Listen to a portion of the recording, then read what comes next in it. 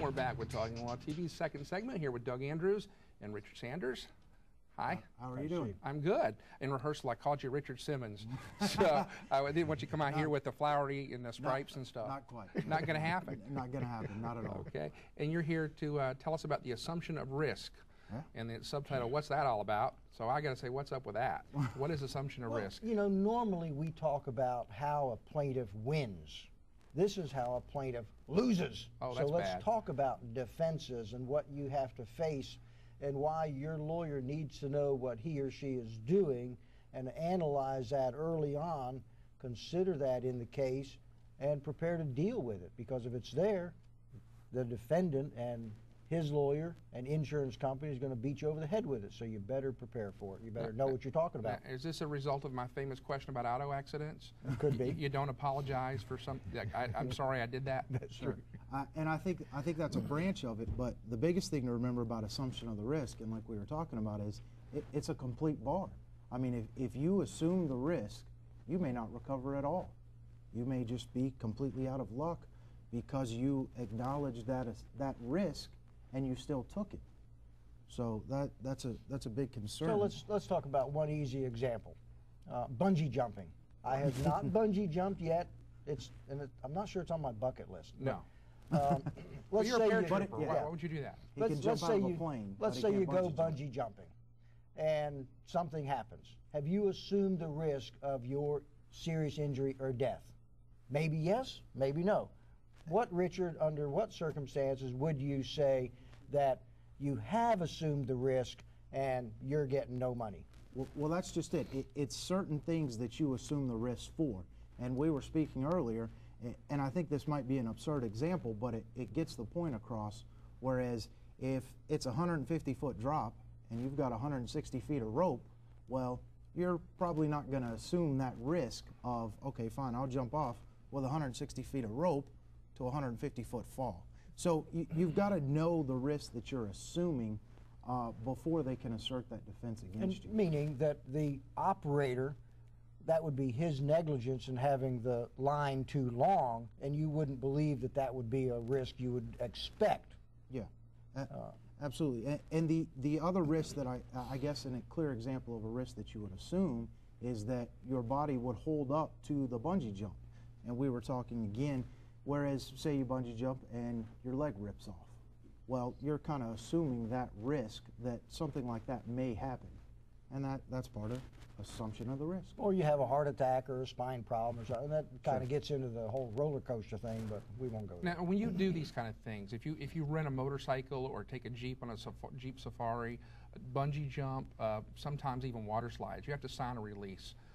Are those worth the paper they're written on? Sometimes it depends on their language, and of course they try to make them as broad as they can, and just because you've signed one doesn't mean it's enforceable, so you need to seek competent counsel to decide whether or not you have properly waived all your rights. Richard can help me here, but first thing with assumption of risk is you have to know what is the risk you're assuming. You have to know about it. Are there limits to what you can give away? And I'm going to let Richard give you an example of it. And you secondly it has to be a reasonable risk that you would reasonably believe would exist, and it has to be foreseeable. Have I missing anything? No, I think you about covered it. And the key words that the court looks for are full knowledge of the risk. So you have to know what you're assuming, meaning, not so much of the other party's negligence. It's more of what could possibly occur with this, and you're still doing it. You know the dangers, and you're still doing it. We had a case not too long ago. We'll call it the Duncan case. Tell us about the Duncan case. It was, our client was a passenger in the car. He was out with a friend who had been drinking. They had actually been drinking together. The insurance company took the position that the wreck was caused by the drunk driver, which it was, but they took the position of our client assumed the risk by getting in the car with this driver who was intoxicated. And we successfully argued the position, according to Georgia law, that by just getting in the car with someone who had been drinking, that was not enough to assume the risk. There had to be the visible impairment, and our client, the passenger, had to know that they were getting in the car with this person who could clearly not operate the vehicle. Well, and remember, it's not a crime to drive in Georgia with some alcohol unless you're impaired or over the limit. It may be foolish, but it's not a crime unless one of those two conditions exists.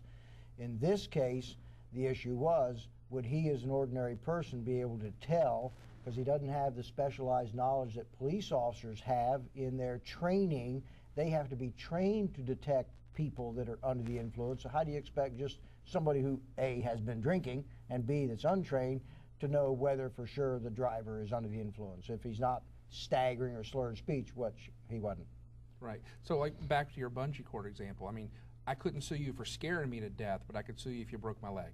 Yes. I mean, I think that's an overgeneralization, but yeah, I think that's kind of where it comes in. Well, I would quibble with that because you assume that you might suffer some physical injury by the force of the fall and the recoil and all that.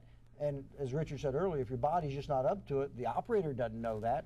Or if you stroke out and have a heart attack because it was just so exciting, the operator's not going to be liable for that. But on the other hand, if he didn't fasten the other end of the line to the bridge, you wouldn't assume that risk, or that the line's too long. Those are things outside of your expectation. Or if you're like the guy in Kentucky who was going to bungee jump on a 150-foot bridge and used 150 feet of rope. I think it depends. Yeah, it goes to, is the operator negligent, or is something done in there that was negligent that you didn't assume? So when someone comes to you with a case and they maybe assume part of the risk, how do you evaluate if it's a case worth taking when it might be on the edge there? And that's one thing I would say is, you know, we're talking about this, but it takes a lot to determine if you assume that risk. I mean, this is ultimately an issue for a jury to decide if this is one of those cases. So I'd say, you know, if you are concerned, you take that to an attorney, and when you sit down with them, tell them how you were injured, you go over the factual situation. And that's for us to pick out the facts and determine if we think you might have assumed something. And it's like you said, that there is a risk that's involved with taking one of those that could be an assumption of the risk case, but you have to weigh those options. You have to say, okay, well, did you assume the full risk, or did you just assume, you know, a little bit of the risk, which comes into issues of contributory negligence and comparative negligence. And let me take this opportunity to say to the boys and girls out there, if you go see your lawyer, if you see a lawyer and he's a serious litigator, that lawyer should be asking you those questions, the good and the bad of the case. Don't hold back. Tell the lawyer the truth. There's a concept. Tell the lawyer everything so that the lawyer can prepare for it and accurately analyze what needs to be done to meet that objection. You have to look at the case from your side and from the defense side, because you're going to have to prevail at trial, and if you lie to your lawyer, it's like you're not going to win a football team if the coach lies to the quarterback or you don't play as a team. Because in a very real sense, when it's, especially in a contingency situation, I mean, you're assuming a little risk yourself to take on a client. Yeah, absolutely. And I can't stress, be honest if you go see a lawyer, because the other side has their lawyers and they're being honest with the insurance company. And the last thing you want to do is be surprised. And you'll be put under oath at some point in depositions or at trial, and you'll be sworn to tell the truth, and if you fail to tell the truth, it's a felony. Okay, well, thank you both. We'll see you back here in a few minutes. We're with the man who could be Georgia's next governor, Eric Johnson. Stay tuned.